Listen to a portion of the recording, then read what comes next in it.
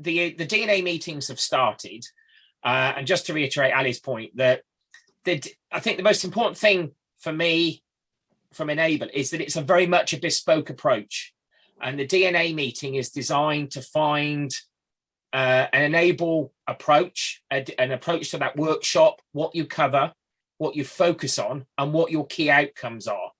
No one DNA meeting will be the same. No Enable meeting will be the same. And that's what we need to do. We're not here to standardize the process of learning and teaching. And I think that comes through in the learning design Padlet.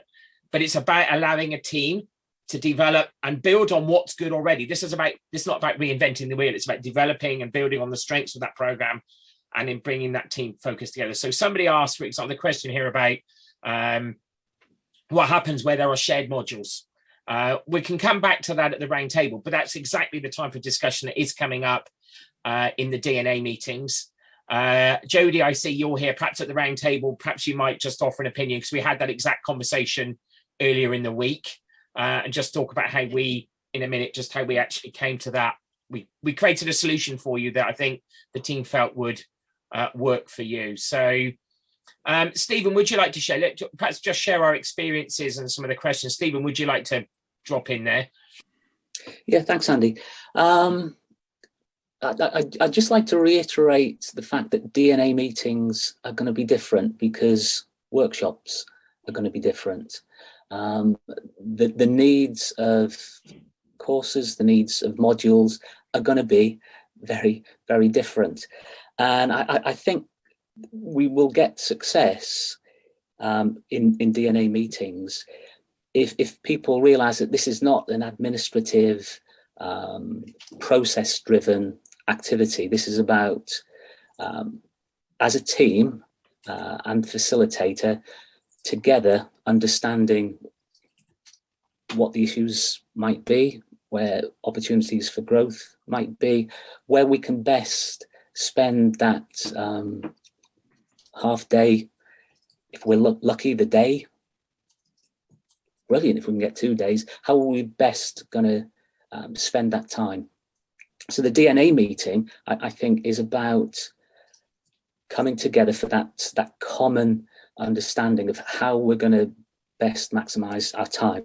I think it's worth reflecting on why we have this DNA meeting, because maybe it can come across as being a bit full of jargon, a bit officious, a bit process driven. But the reason we had it was that a couple of dozen, maybe 3 dozen colleagues came together over the summer to try and figure out what the workshop might be. And we realized that it would be so disparate, it would be so different depending upon the context, that facilitators would have to understand that context before the workshop. Otherwise, we're going to spend the workshop just coming together to that agreement about what the workshop should be.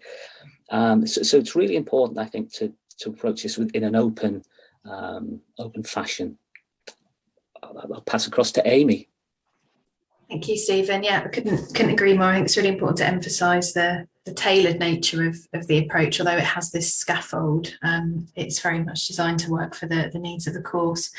Having worked with these kind of methodologies over the years, the thing that I'm always really happy to see, and one of the really positive outcomes of them, I think, is just sometimes getting the team in a room and talking about teaching. I think we are so tight for time, and giving a course team some breathing space and some dedicated time to just have a moment to think about, where we've got to over the course of the last 2 years and this rapid pivot to online that we've experienced, and to think, what are the fantastic things that we've done which we want to keep, what might we need to revisit and tweak. And the other kind of strand of this whole process is that it's extremely team building. So if you are in this event now as a course leader, and you perhaps have a large team, you might have a disparate team, you may have shared modules. I saw that came up in the chat. So a complex curriculum to navigate.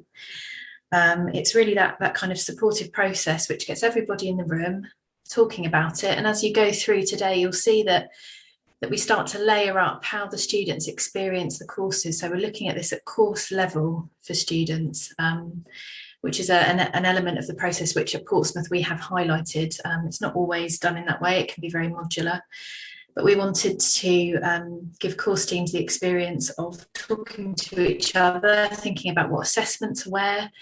There's often a lot of fantastic discussion about, oh, I didn't know you did that on your module. That's really exciting because I do that here.